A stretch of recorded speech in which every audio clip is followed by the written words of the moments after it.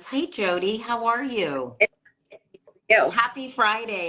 Listen, you're so nice to do this on a Friday afternoon. I think probably people are excited to start their weekends. It's been a long week but I really just wanted to take an opportunity for people to understand what you have uncovered with your once again excellent reporting for the New York Times about this very weird story about Justice Samuel Alito. Um, I had a lot of questions about how you found out about this. Mhm. Did you get a tip from someone about this, Jodi?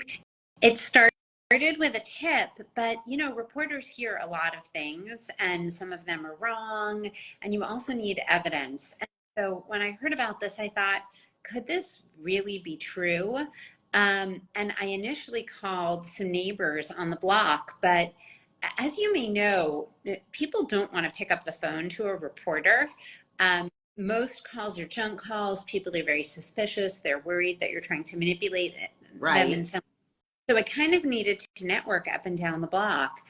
And it was finally when I renewed my efforts. I made a lot more phone calls to neighbors, and I found first somebody who had heard about the flag, and then I found somebody who had seen it, and then finally I was able to get a photo. Before we go on, Jodi, tell us what particular flag you're talking about and the provenance of that flag and what it has come to signify in modern times, if you will. Sure.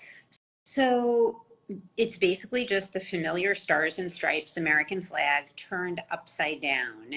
And initially, it was kind of a military symbol of distress. It would be hung on a ship if, it was an absolute emergency. The sort of visual language of it was things are so bad and so urgent that I'm turning the flag upside down as a signal. And in the 60s and the 70s, it started to be adapted as a protest symbol. During the Vietnam War, it was used by the left to symbolize how wrong things have gone. And it has been used by both sides politically. But starting around the fall of 2020, and then into the November 2020 election and the January 6th riot, it kind of crystallized as a symbol of the Stop the Steal campaign. People who felt that the election had been stolen sort of took it over. And there were, because once I saw the picture of the upside down flag, I needed to do the research to sort of see what the meaning was at Right. that time. And across the country, Trump supporters hung their flags upside down. It caused a lot of controversy and raised eyebrows because military tradition specifies that the flag be treated with respect.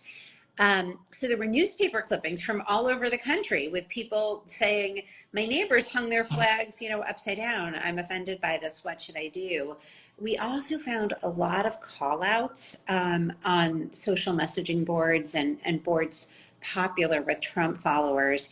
And in the days around January 6th, and especially the days leading up to Biden's inauguration, there were these exhortations, everybody hang your flag upside down to protest Biden's inauguration. And that's the period when it was hung upside down outside the Alito home. The photo we have is from January 17th. Okay. And I want to mention there's this idea of the upside down flag, this notion that Christianity needs to retake the country and the government. So that's also part of this symbolism, correct? So that's actually the second flag. So a few days after we wrote about the upside down flag at the Alito's Virginia home, we wrote another story because, believe it or not, we had gotten this tip that there was a second provocative flag outside the Justice's New Jersey beach house. That is called an Appeal to Heaven flag. It's white with a green pine tree, and it says Appeal to Heaven on the top. And that is the flag. It's also a very early American flag. It has a long tradition in this country. But it is, in the last 10 years or so, it's become a symbol, as you say, of wanting Christianity to retake the country, and a symbol of the Stop the Steal campaign. So let's talk about what Justice Alito actually did, because it's almost to harken back to your to your book with Megan Toohey. the he said or she said, sorry, it's she said.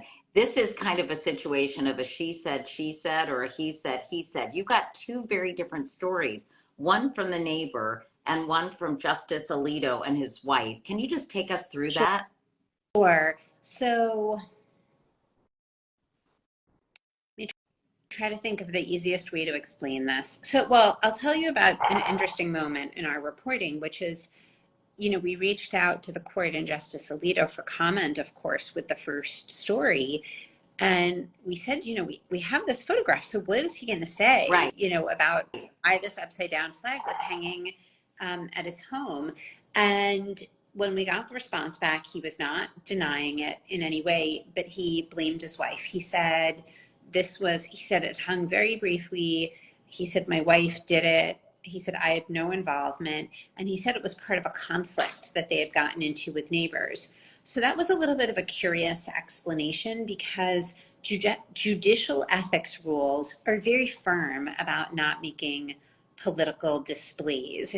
This is a rule that pretty much every lawyer out there knows, let alone every judge. You're just not supposed to express opinions about politics, about, cases that could come before you.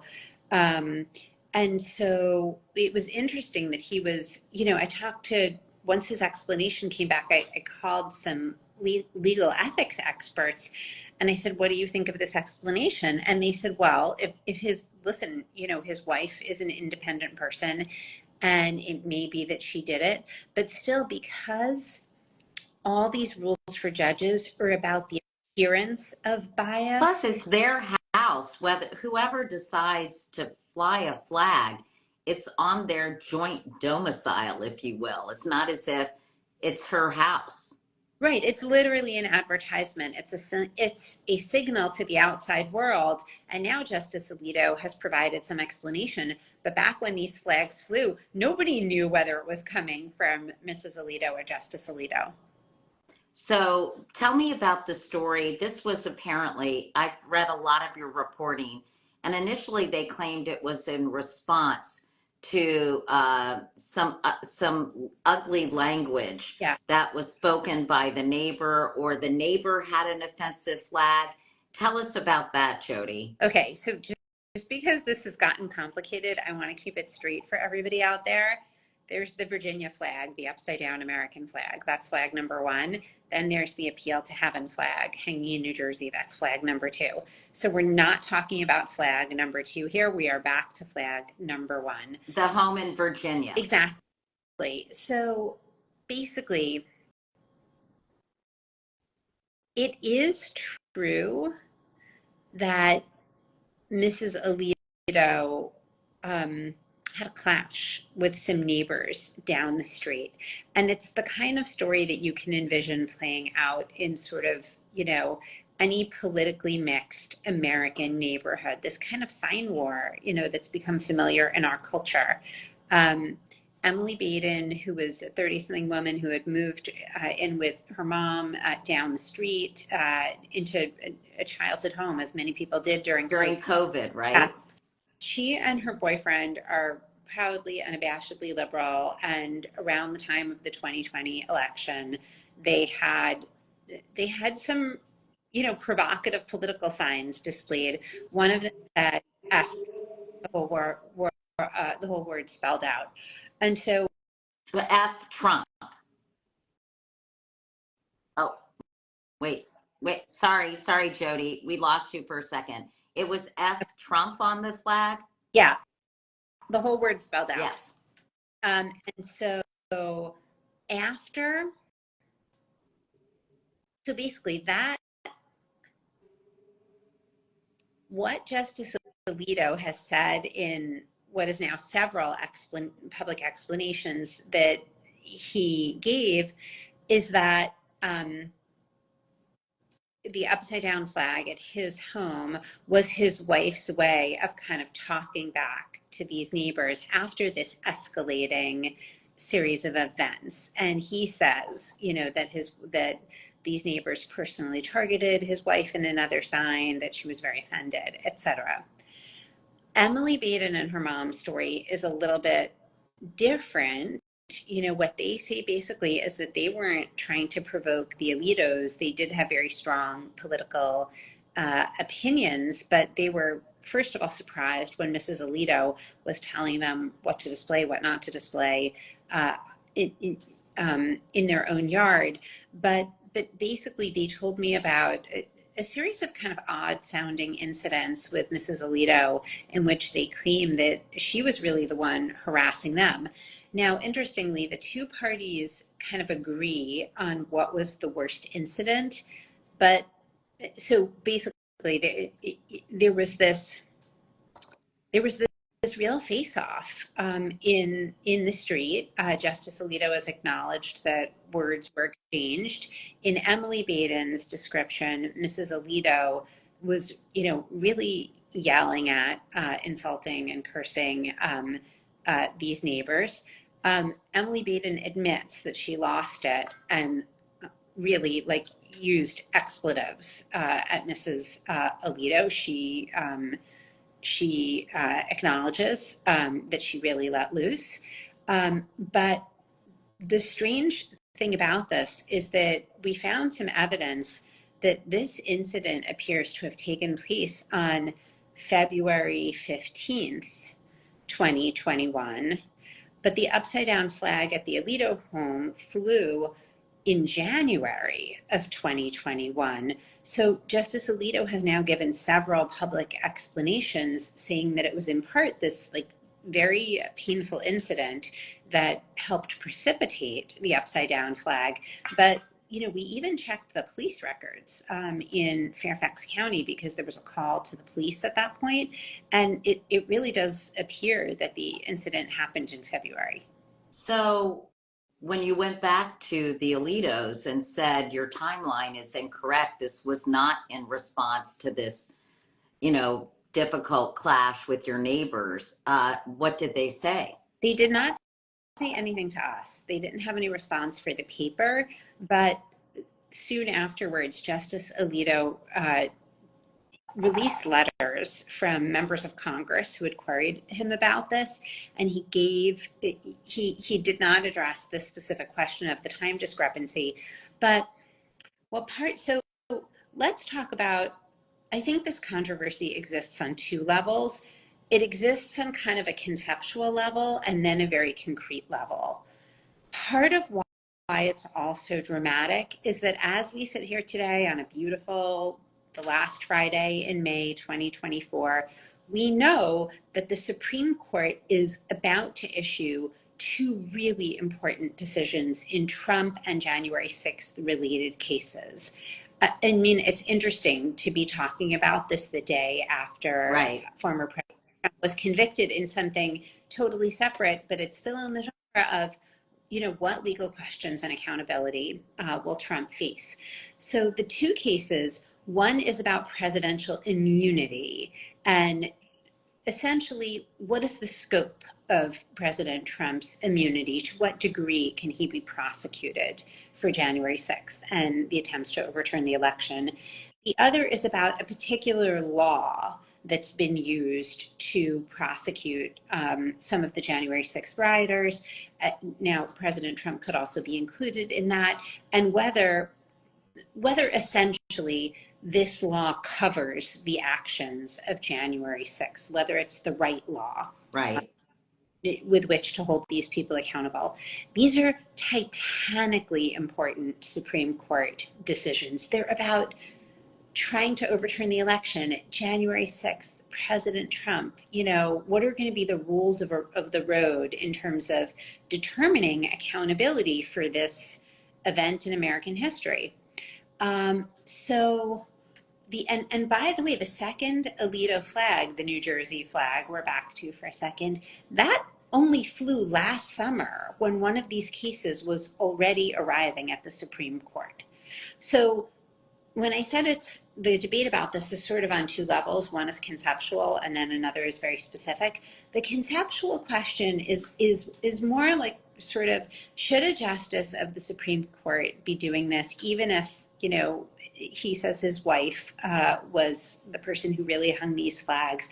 What message does it send about separation between politics and the judiciary wasn't kind of an appropriate thing for for one of the justices of the highest court in the land to do. The other debate is much more specific. It's about what does it mean for these January 6th cases. And what some people, especially Democratic lawmakers in Congress, have argued is that Justice Alito should recuse from this case, step away from this case. So Justice Alito has made it clear that he totally disagrees with that he's refusing to, and that's what the letters that he released were about. Basically saying he would not recuse himself from either of these cases. At the same time, and this was a more past incident, we have the wife of Clarence Thomas, who was very actively reaching out to Donald Trump about how the election was rigged. Can you tell us specifically what Jenny Thomas did vis-a-vis the election results? Well, she was much more directly involved. I mean, she was texting with Trump officials. She was, she was involved in the Stop the Steal efforts, and there were some calls for Justice Thomas to recuse from these cases, and he did not. So what it adds up to,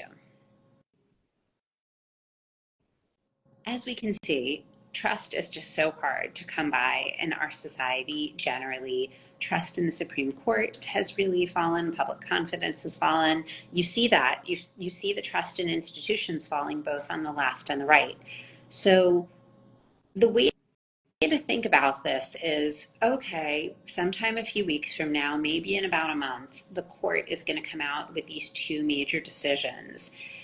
And the way the law is supposed to work is that, ideally we really trust that a broad swath of Americans who, have a lot of political disagreement, ideally come together and just abide by the court's decisions.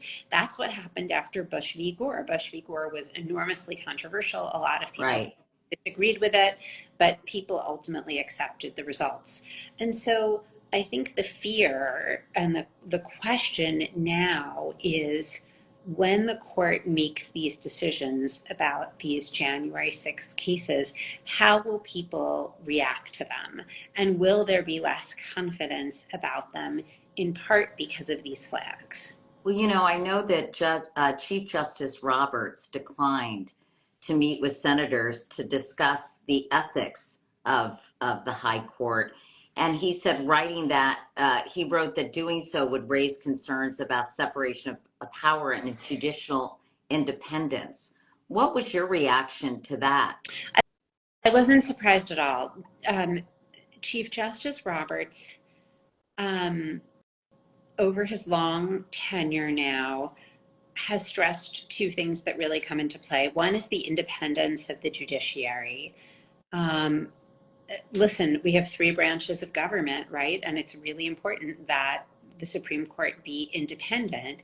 And he has made it very, very clear, especially in the last year or two with all these controversies about the Supreme Court, that he doesn't want Congress making the rules. He also, however, cares very deeply about the Supreme Court not being perceived as a political body.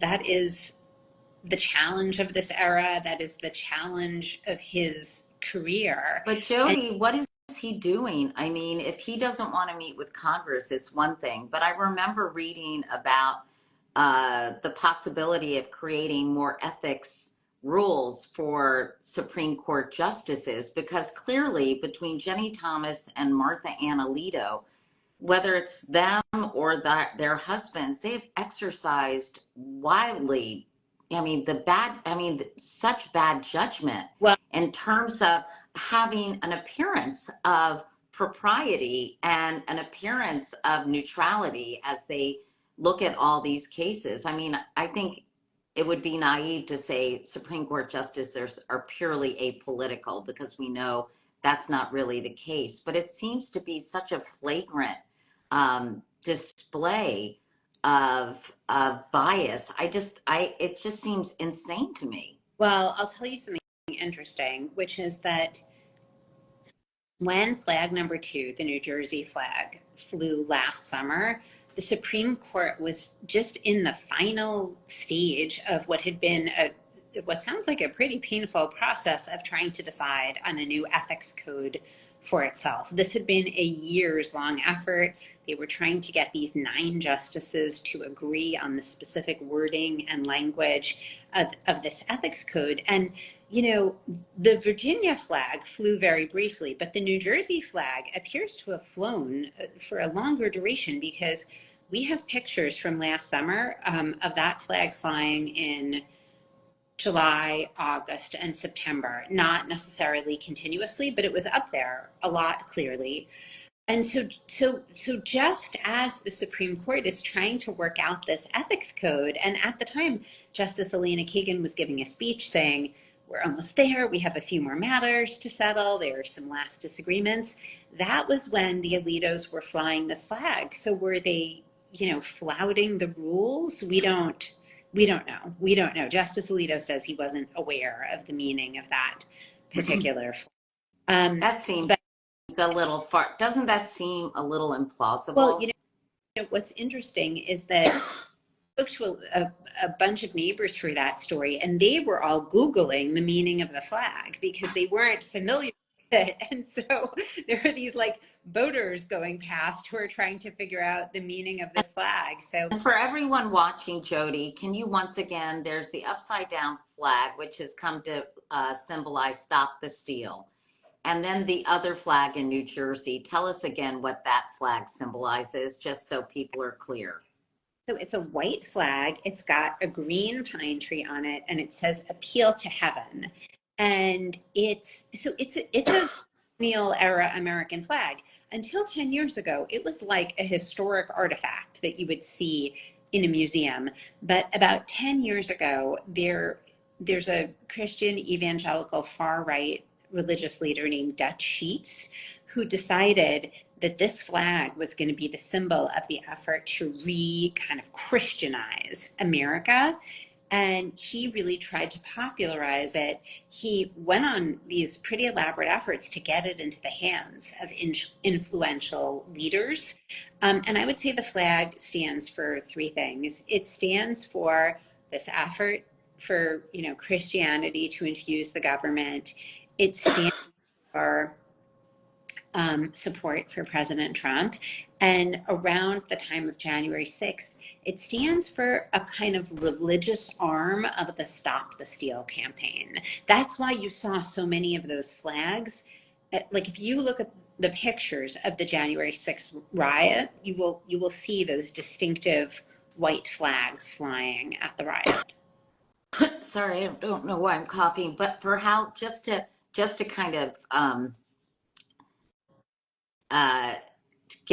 conclude all this, Jodi, how long was the Christian flag, or what is it called again? Sorry, the Appeal to Heaven flag. Yeah. What's it called again? Sorry, you're Appeal to Heaven. Okay, so how long was the Appeal to Heaven flag flying at the Alito home in New Jersey? We don't know, but the photos we have are from July and August and September. We don't know if it was continuous, but it suggests that it was up a bunch last summer. The Stop the Steal flag was at their Northern Virginia home for how long? We think a few days. A few days. Katie, I will tell you something I just learned today that's a fascinating twist, which is that since we published these stories, and the first story about the upside down flag was about 2 weeks ago, these symbols have gained, especially the upside down flag, have gained traction on the right. And yesterday, when former President Trump was convicted, supporters of his all over the country turned their American flags upside down. And there's a terrific story on the Times homepage right now. One of my colleagues wrote a story saying the upside down American flag has been, as in the wake of our reporting on what went on at the Alito home, has been even more fully embraced by Trump supporters across the country. A couple quick questions before I let you go on this Friday afternoon. So this ethics review or these new set of ethics, what happened to them? You were saying how this was occurring, just as Elena Kagan said, we're almost there. We have these new ethic rules, but I didn't quite understand. Are they still sort of being formed? Were they abandoned? What is going on with them? No, they were finalized, but they're very weak. And the reason they're weak is because they don't have an enforcement mechanism. So, and this has been the subject of a lot of debate. The Supreme Court, by its nature, is the highest court in the land. They police themselves. They answer to nobody. And even though it looks like Chief Justice John Roberts is the boss of the court, he's really not. These are 9 individually confirmed people who sort of have no boss. Mm-hmm. And nobody, like, if you look at Justice Alito's letters back to Congress, you can see he's saying, well, I'm interpreting, sort of the rules this way, and he gets to apply them to himself. So what does And he say? It's free speech? Does he say it's free speech, Jodi? I mean, how does he rationalize his actions? he basically says that it was his wife's project. But it's interesting because a fundamental principle of the law is that no man shall be a judge in his own case, right? None of us are qualified to judge our own actions. And so that was some of the objection to the letters he released a few days ago. Why do you get to be the best judge of whether this was appropriate or not? Someone's asking, is there, oh, and by the way, why were the new ethics rules so watered down? If in fact they were trying to deal with these situations, why don't they have any teeth? Great question. So the nine justices were trying to come to agreement on them, and we don't know exactly what happened over the course of that debate. But we know what they issued. And I mean, really, like, the news stories as soon as the ethics code was issued said this is a fairly weak ethics code that gives them still a lot of room to do what they want, and has no enforcement mechanism. Someone who follows me, we asked some of my followers if they had questions. One said, is there nothing in the Constitution to deal with rogue Supreme Court justices? I mean, we do have a system of checks and balances. And, if no one is above the law, wouldn't that include Supreme Court justices? So Supreme Court justices are subject to impeachment. So has there been any move? That means that Congress really has to go through an impeachment process, which, as you know, to succeed in that process, it requires a serious number of votes. And so have you heard any rumblings about potentially calling for an impeachment of Samuel Alito or even Clarence Thomas, given what, their behavior recently? Not the calls from Democratic lawmakers are mostly about recusal. And that's something that both justices have at this point refused to do, and it doesn't look likely that either of them will change their mind. That appears to be the case for the January 6th cases, yes. And just before, finally, in conclusion, why do you think this is an important story, Jodi? Oh, thank you for asking that. Ooh, gosh, I've been reporting so hard for the last few weeks that I need to take a second to really think about that.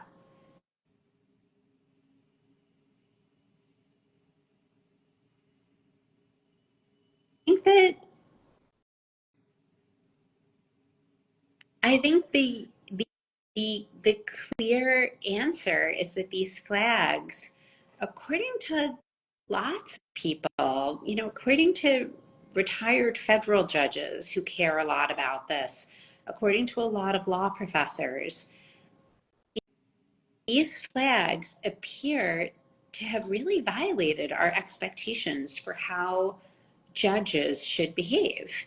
And Justice Alito, again, has said that they were his wife's affair. But as you said, Katie, they're broadcast from his house, and the rules are about the appearance of partiality. And so I think even in this, very cynical political age, people were really surprised to see a justice of the Supreme Court doing this. And it built on a lot of concern about January 6th. Sorry.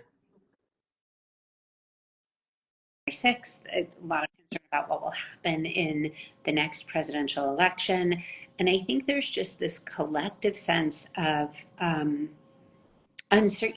You know, the drop in trust in the Supreme Court in the last few years has been really so pronounced. And so I think we don't have, you know, we still don't know every detail about what happened with these flags and why they went up, but I think that they help pose a clear question about the separation of politics and law at the Supreme Court. And has any liberal-leaning justice done anything that has raised similar eyebrows from the American public? Yes, years ago. So if you remember, Justice Ruth Bader Ginsburg was critical of Donald Trump when I believe it was when he was a candidate for president, and she realized that she had overstepped and she apologized.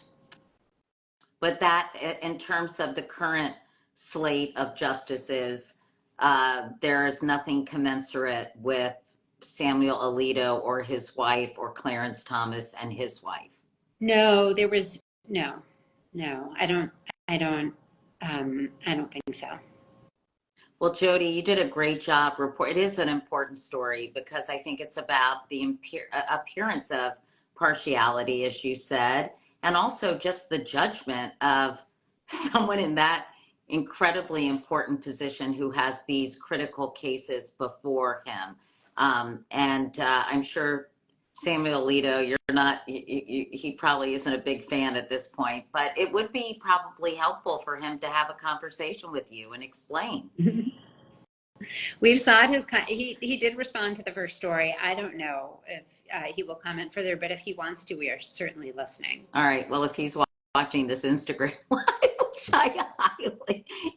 which is highly unlikely, Justice Alito called Jodi Kantor. Hey, Jodi, thank you so much for coming on. The reporting was coming steadily over the last few weeks, and then there have been a lot of reports on your reporting. So I thought it was important for people to just understand kind of what was going on, and so they could make their own judgments about this. So thank you. Thank you so much for having me, Katie. Okay, great job as always. Talk to you soon, Jodi.